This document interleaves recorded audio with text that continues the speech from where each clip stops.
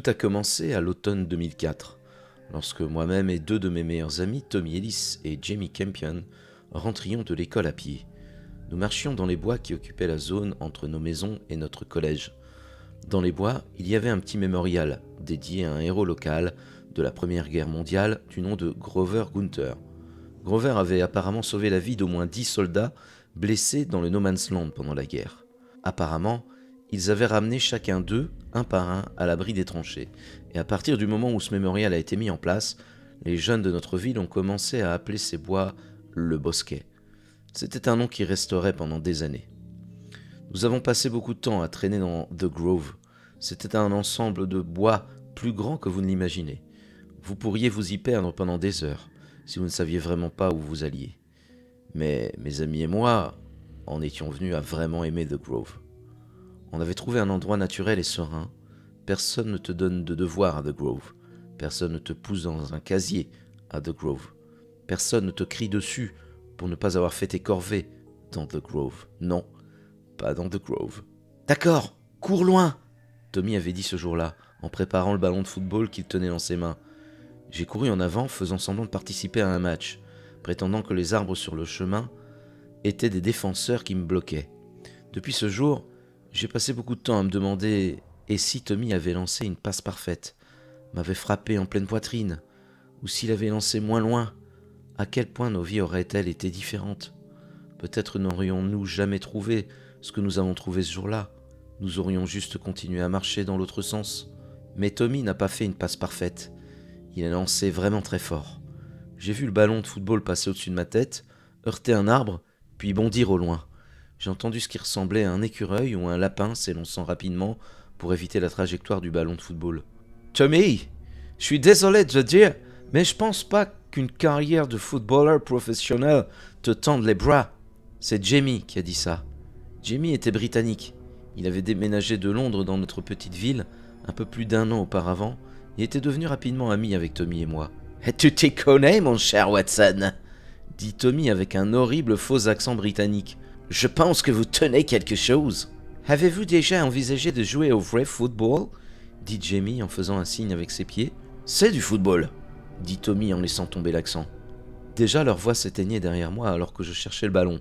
Je suis arrivé dans une zone et il y avait un écureuil accroché à l'un des arbres qui me regardait avec des yeux accusateurs, comme si c'était moi qui avais lancé la balle. Je suis allé un peu plus loin et je suis arrivé dans une petite clairière. Et c'est là que j'ai trouvé le ballon de football. Et autre chose. C'était une maison de poupée. La maison a été conçue sur le modèle d'une maison à 2 étages. Elle était peinte en rose avec un toit gris. Mais c'était pas un rose vif. C'était un rose terne, ennuyeux, comme un vieux chewing-gum que l'on trouverait sous un pupitre d'écolier. Une grande partie de la peinture de la maison était écaillée et tachée de quelque chose de noir. Les fenêtres étaient faites dans du verre ou une sorte de panneau en plastique, de sorte que vous ne pouviez pas mettre vos mains. La maison avait l'air vieille aussi, usée. C'était pas une maison de poupée que quelqu'un venait d'acheter chez Toys R Us, puis abandonnée à The Grove. Pas récemment en tout cas. Non, aussi étrange que ça puisse paraître, la maison de poupée avait non seulement l'air vieille, mais aussi parfaitement naturelle, assise dans cette clairière, comme si elle avait poussé elle-même du sol. Il y avait aussi quelque chose d'étrange dans la clairière.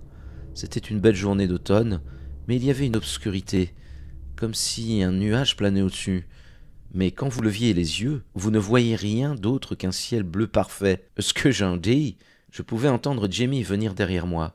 Il parlait à Tommy. « Est-ce que dans notre football, nous utilisons réellement nos pieds ?»« Ouais, » dit Tommy en venant derrière Jamie.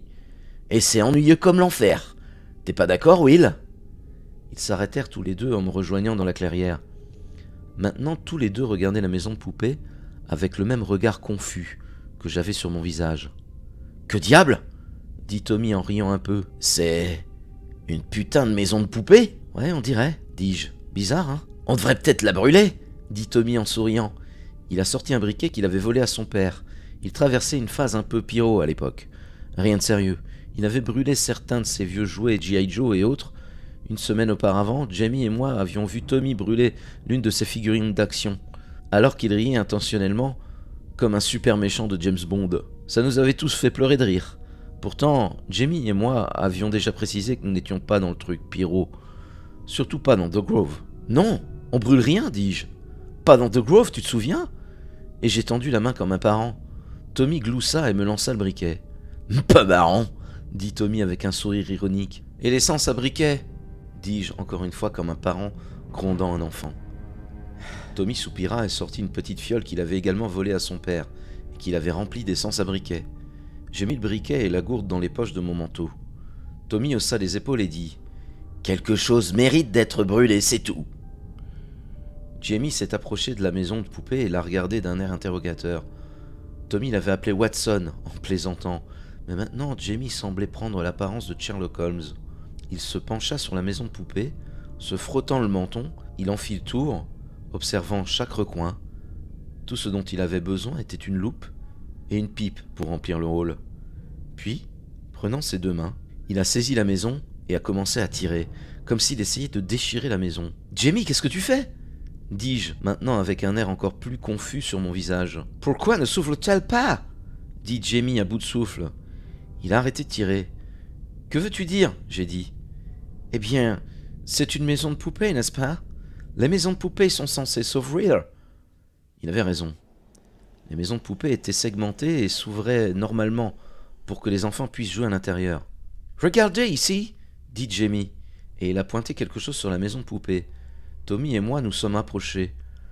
Jamie pointait une ligne qui traversait le haut de la maison de poupée. C'était clairement la couture où la maison de poupée était censée se séparer. Mais peu importe à quel point Jamie tirait, elle ne s'ouvrirait pas. « Eh bien, quelqu'un l'a ouvert. Sinon, comment ça s'est retrouvé là-dedans ?» dis-je en désignant l'une des fenêtres sur le côté de la maison. La fenêtre donnait sur une petite pièce, et dans la pièce se trouvait une petite figurine d'un homme assis sur une chaise en plastique. La figurine portait un costume noir avec une cravate noire. Son visage était complètement vide. Pas de bouche, pas de nez, pas d'yeux. Juste un visage blanc et vierge. « Tu as raison, dit Jamie. Et regarde, il y a des meubles jouets dans toutes les autres pièces. Quelqu'un a mis ça là-dedans. »« Les gars, qui s'en soucie vraiment ?» dit Tommy. « C'est juste une stupide maison de poupée. Est-ce qu'on ne va vraiment pas la brûler ?»« Non !» Jamie et moi avons dit à l'unisson. Et puis nous avons tous éclaté de rire. Puis Jamie se pencha et ouvrit la porte d'entrée de la maison de poupée. « Peut-être qu'il y a quelque chose ?» Jamie passa la main par la porte d'entrée, puis il disparut. Il n'y avait pas eu de bruit, pas d'effet whoosh. Un instant, Jamie avait été là et juste après, il avait complètement disparu. Tommy et moi nous sommes regardés. Ne sachant pas ce qui venait de se passer, la peur couvrit les visages. « Jamie ?» dis-je bêtement en regardant autour de moi, comme s'il s'était enfui, même si je l'avais clairement vu disparaître de nulle part. « Oh, qu'est-ce que c'est ?» disait Tommy nerveusement. « Où est-ce que Jamie est allé ?»« Je sais pas, » dis-je en secouant la tête. J'ai commencé à reculer de la maison de poupée comme s'il s'agissait d'une bombe qui pouvait exploser à tout moment. Tommy a commencé à faire de même. Et puis j'ai entendu quelque chose. C'était faible, mais c'était le bruit d'un tapotement. Ça venait de la maison de poupée. Je me suis penché, et ce que j'ai vu m'a fait écarquiller les yeux. C'était Jamie. Il était dans la maison de poupée. Il se tenait à l'une des fenêtres du premier étage et frappait dessus. Il frappait très fort. C'était trop bizarre à comprendre. Jamie avait en quelque sorte rétréci, et il était maintenant à l'intérieur de la maison de poupée. Jamie a arrêté de frapper quand il a vu qu'il avait attiré mon attention, et un sourire a éclaté sur son visage. Il salua. J'ai bêtement fait un signe de la main, comme si je le voyais de l'autre côté du couloir à l'école. Tommy s'était également penché. « Y a pas putain de moyen !» dit Tommy. « Jamie, c'est toi ?» Jamie hocha la tête et grimaça un peu aussi, comme si le son de la voix de Tommy était trop fort. « Merde ! C'est comme ce film, Chérie, j'ai rétréci des enfants ou un truc du genre. » ai-je dit. « Qu'est-ce qu'on fait ?» Jamie a commencé à dire quelque chose, mais nous ne pouvions pas le comprendre. Le son avait l'air faible, lointain, étouffé. Jamie a alors pointé sa droite, vers la porte d'entrée de la maison de poupée, qui était toujours ouverte. Jamie a alors commencé à faire des gestes avec sa main, la tirant d'avant en arrière. « Je comprends !» dit Tommy. « J'ai compris, Jamie !» Et l'expression effrayée sur le visage de Tommy fut remplacée par une sorte de joie folle, le même genre d'expression qui apparaît sur le visage d'un enfant lorsqu'il comprend soudainement un secret ou réalise comment battre le boss final d'un jeu vidéo. « Regarde bien !» m'a dit Tommy. Et puis Tommy tendit la main et passa la main par la porte d'entrée de la maison de poupée. Et Tommy était parti aussi. Disparu. Tout comme Jamie l'a fait. Et puis, quelques instants plus tard, Tommy se tenait à la fenêtre avec Jamie. Les deux ont commencé à taper dans les mains, à sauter et à rire. Je pouvais à peine entendre leurs acclamations et leurs rires. Ça semblait encore étouffé au loin. Puis ils se sont tournés vers moi et m'ont fait signe vers la porte d'entrée. J'ai commencé à déplacer ma main vers elle. Puis je me suis arrêté un bref instant. Tout était difficile à comprendre. Mais plus encore, il y avait une voix rationnelle à l'arrière de ma tête qui me disait que tout était faux, non naturel, qu'on ne devrait pas jouer à Chérie, j'ai rétréci les gosses avec cette maison de poupée dans le bosquet. Mais j'étais submergé par la curiosité, et une partie de moi me poussait à y aller. Et il y avait aussi ce sentiment terrifiant d'être laissé de côté. N'est-ce pas ce qui pousse tant d'enfants à faire les choses les plus stupides ? L'idée de rater quelque chose. J'ai pas pu m'empêcher de remarquer à quel point Jamie et Tommy semblaient excités et impressionnés. J'ai passé la main par la porte d'entrée. Il y eut une sensation étrange, un peu comme quand votre estomac tombe en haut d'une montagne russe. Et puis, j'étais plus à genoux dans la clairière herbeuse. J'étais dans le hall d'une maison. Une maison très grande et luxueuse. Il y avait un grand escalier juste devant. À ma droite et à ma gauche se trouvaient différentes entrées. Des portraits et des peintures de fantaisie ornaient les murs du foyer, le genre de portrait dont les yeux semblent toujours vous suivre. De l'extérieur, la maison de poupée semblait fausse, d'aspect plastique. Une maison de jouets cassée et sale. Mais à l'intérieur, ça semblait aussi réel que n'importe quelle maison. Mais tout semblait vieux, très vieux. J'ai entendu des bruits de course et des rires.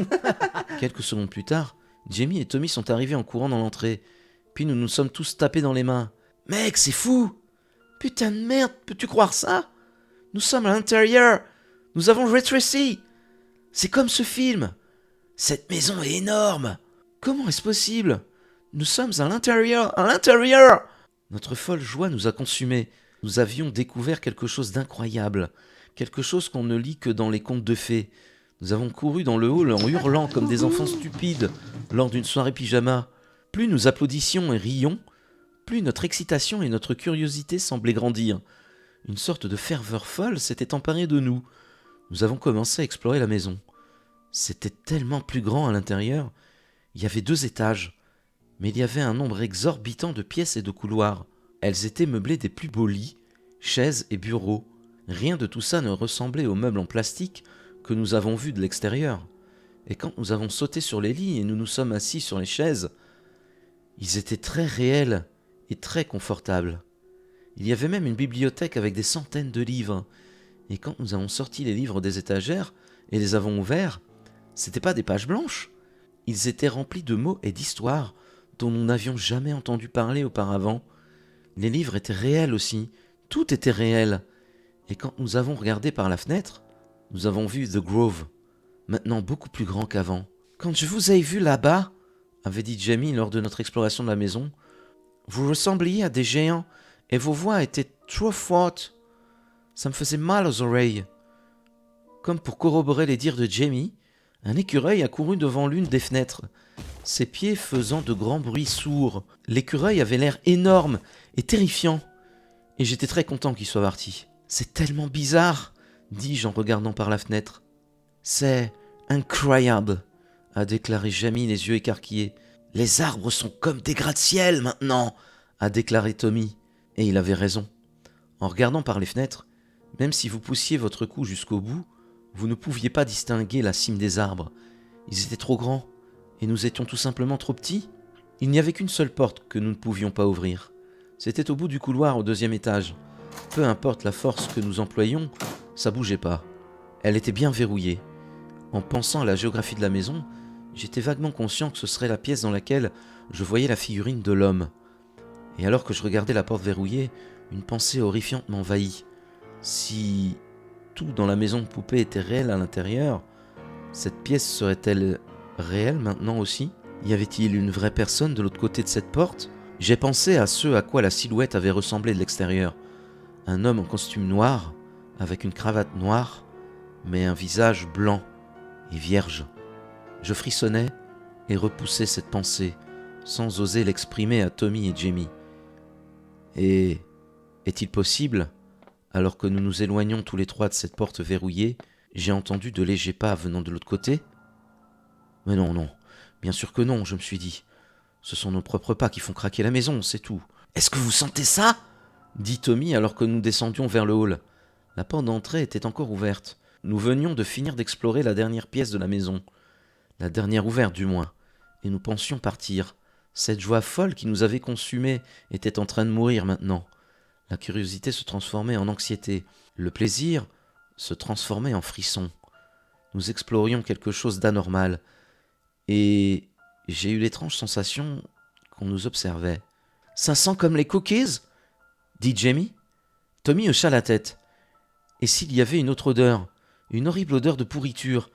Elle n'était là qu'un instant avant d'être remplacée par le doux arôme de biscuits fraîchement cuits.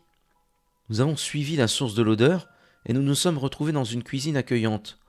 La faible lumière du soleil de l'extérieur se déversait par les fenêtres, mais la lumière diminuait et les ombres commençaient à grandir. « Il fait encore jour dehors », pensais-je vaguement dans ma tête, mais il fera bientôt noir. J'ai pensé à ce visage blanc et vide, ces pas légers. Je voulais pas être ici après la tombée de la nuit. Sur la table de la cuisine se trouvait une assiette de cookies aux pépites de chocolat. 3 grands verres de lait entouraient l'assiette. La douce odeur des biscuits était accablante. Tommy s'avança pour en attraper un, et pendant un moment, j'eus envie de lui crier d'attendre, mais les cookies sentaient trop bon et l'idée passa. Non, plus comme si la pensée était émoussée par quelque chose.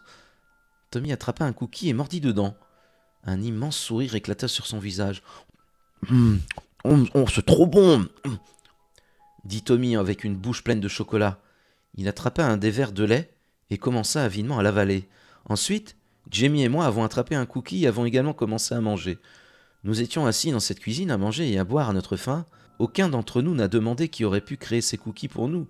Et il l'avait sûrement été pour nous, parce qu'il y avait 3 verres de lait. 3 verres pour 3 garçons en pleine croissance. Et pendant que nous mangions, cette même joie folle semblait nous envahir à nouveau. Nous clouant à nos chaises, et peu importe combien nous mangions, il semblait toujours y avoir plus de biscuits. Et peu importe combien nous buvions, le lait n'atteignait jamais tout à fait le fond du verre, et lavait parfaitement nos bouches remplies de chocolat. Il faisait noir dehors, quand nous avons finalement terminé. Sombre, quand l'assiette de biscuits était enfin claire, à l'exception de quelques miettes pathétiques. Sombre, quand nos verres de lait étaient enfin vides. Pendant un moment, nous étions tous les 3 assis là dans le noir, respirant fortement. Puis, une expression de peur inquiète passa sur le visage de Tommy. Mais il y avait aussi un autre regard. C'était un regard gêné. « Je pense que j'ai fini d'explorer maintenant, » dit Tommy d'un ton hébété. « Je veux aller à la maison. »« Moi aussi, » dit Jamie. Il avait également l'air gêné et effrayé. « Pareil, » dis-je également gêné. À ce moment-là, je ne pouvais pas croire que nous étions encore dans la maison, que nous n'étions pas sortis en criant au moment où nous nous étions retrouvés à l'intérieur. Pourquoi diable avions-nous décidé d'explorer cet endroit ? À quoi pensions-nous ? C'était embarrassant, stupide et irréaliste. Allons-y. Nous avons atteint le hall et nous nous sommes arrêtés net. La porte d'entrée était fermée. Elle était restée ouverte tout le temps que nous avions exploré, ouverte tout le temps qu'il y avait eu de la lumière dehors.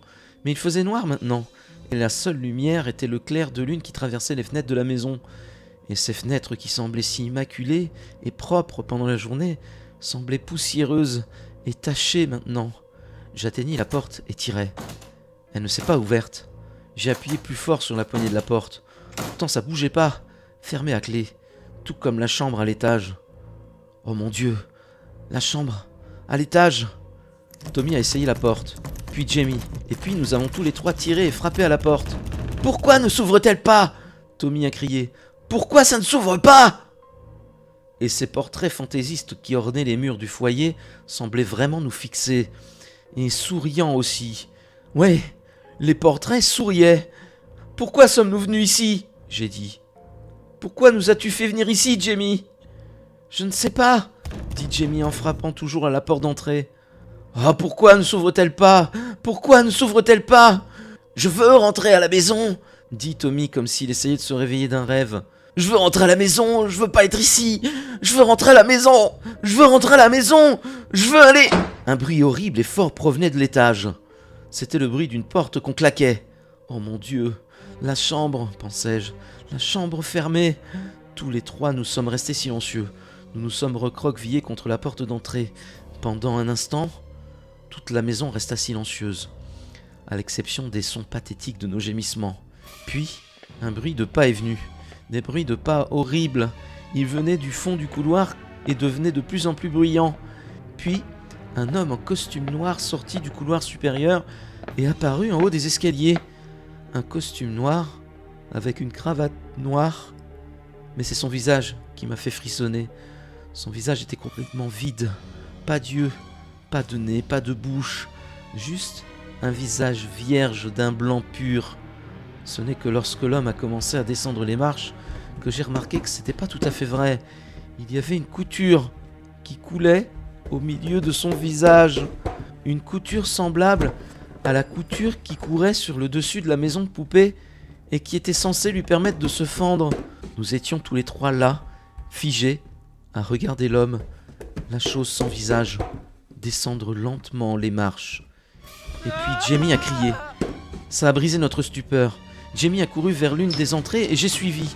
Mais Tommy ne bougea pas. Il resta figé, le dos tourné à la porte d'entrée.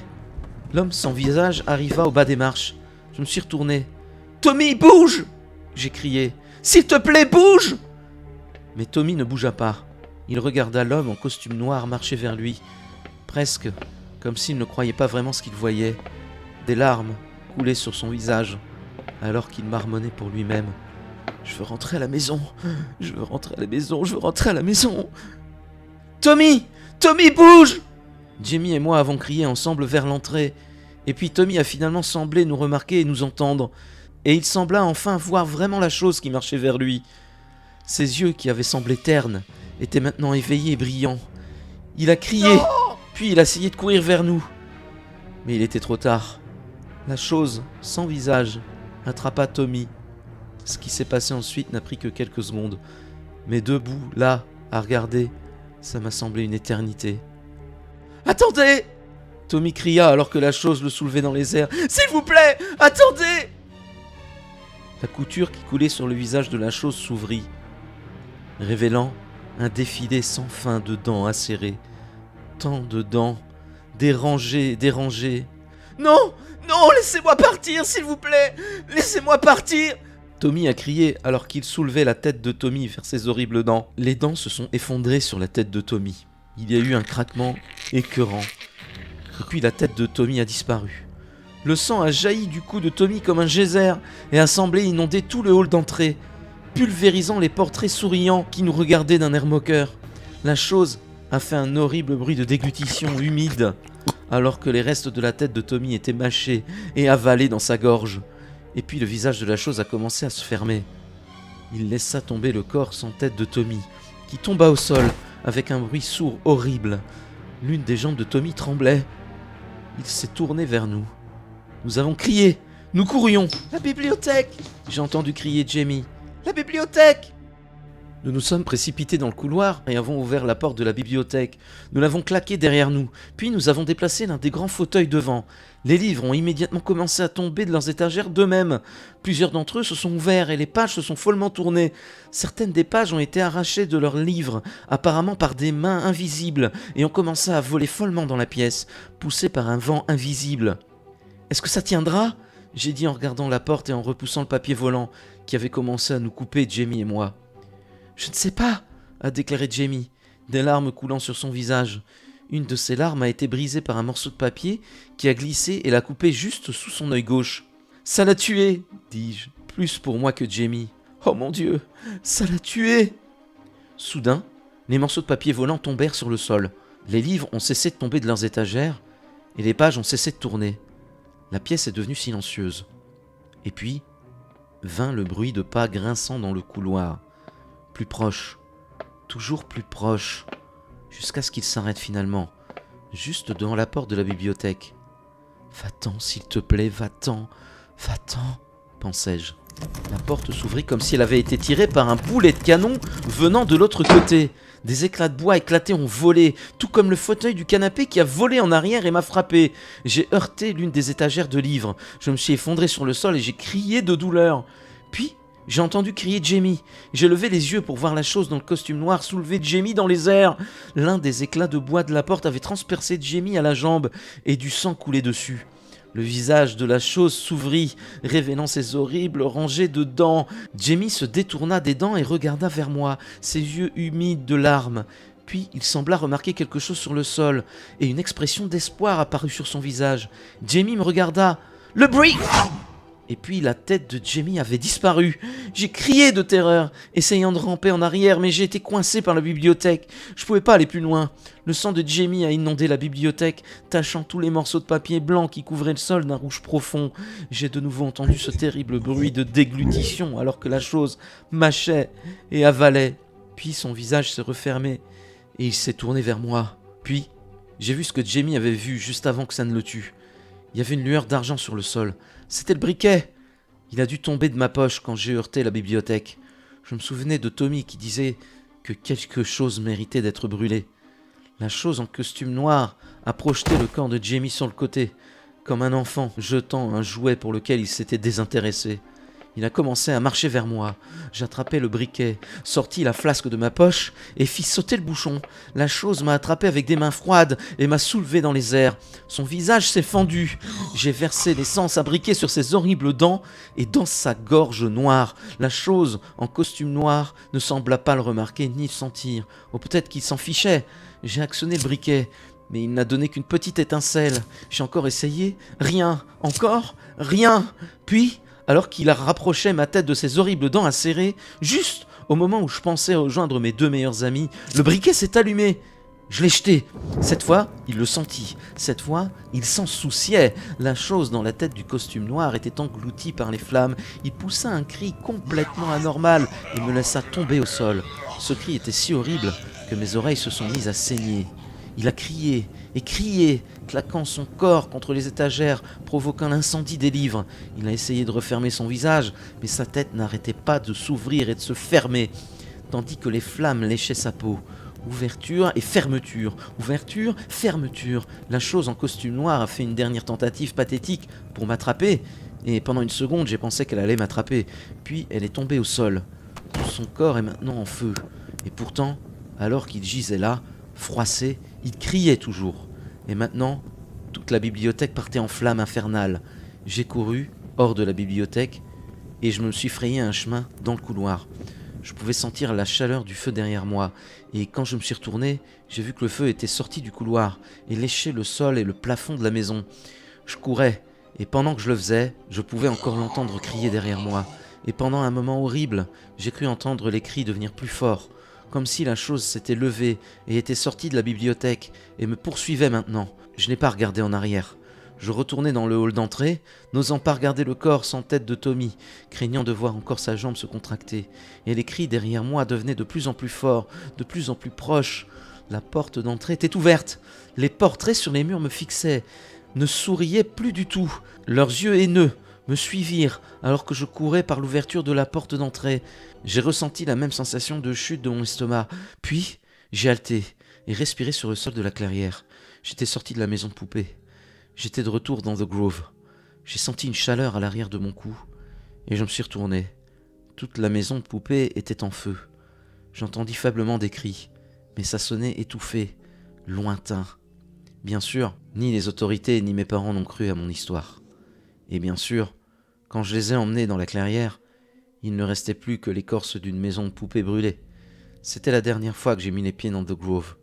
Les restes calcinés de la maison de poupée ont été mis en évidence, mais Jamie et Tommy ont été désignés comme enfants disparus. C'était l'histoire officielle. Les parents de Jamie ont finalement déménagé à Londres, et les parents de Tommy n'ont jamais cessé de chercher leur fils. Parfois, je voyais la mère de Tommy attendre sous le porche, regardant la route, comme si à tout moment Tommy allait arriver. Le psychiatre qui m'avait été assigné a dit à mes parents et à moi-même que mon histoire était le résultat d'un traumatisme profond et que je l'utilisais pour faire face, que j'ai peut-être vu ce qui était vraiment arrivé à Tommy et Jamie, que je les avais vus être enlevés ou blessés d'une manière ou d'une autre, d'une vraie manière, par une vraie personne. Une partie de moi veut y croire, ça faciliterait les choses si c'était le cas, mais je sais ce qui s'est passé cette nuit-là. Ça fera 18 ans cet automne. 18 ans depuis cette horrible nuit. Et à la fin, je suppose que peu importe si quelqu'un me croit ou non, tout ce qui compte, c'est que Tommy avait raison. Quelque chose méritait d'être brûlé. C'est tout.